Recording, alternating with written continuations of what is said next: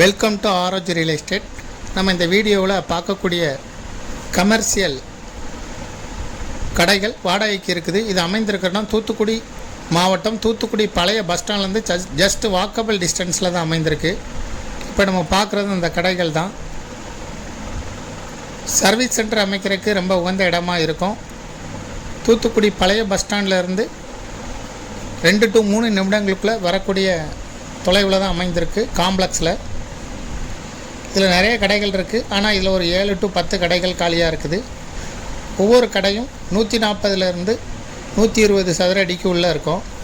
சராசரியாக 130 சதுர அடி இருக்கும். சர்வீஸ் சென்டர், கம்ப்யூட்டர் கணினி பயிற்சி மையம்